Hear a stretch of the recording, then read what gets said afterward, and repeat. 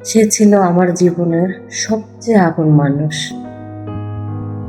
নামটা আমি কখনো কাউকে বলিনি, শুধু মনে রেখেছি। প্রতিদিন বিকালে আমরা একসাথে হাঁটতাম, ছোট ছোট স্বপ্ন দেখতাম।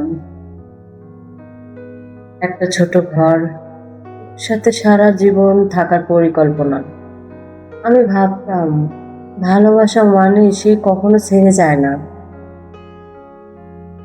কিন্তু একদিন শুধু একটা মেসেজ দিল, আমার পরিবার আমাকে অন্য কোথাও বিয়ে ঠিক করছে। আমি আর পারবো না। আমি কিছুই লিখতে পারিনি, শুধু চুপচাপ ফোনটা ধরে বসে আছে। সেদিন বুঝেছিলাম সব ভালোবাসা গল্প হয় না, কিছু ভালোবাসা শুধু স্মৃতি হয়ে থাকে। আজও বিকেলে হাঁটতে গেলে মনে হয় সে পাশেই আছে, কিন্তু ফিরে তাকালেই দেখি শুধু আমি একা।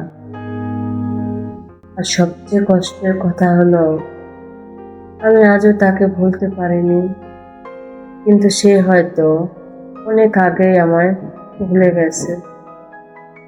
যে আমি তাকে আজও পর্যন্ত খুবই মিস করি, খুব।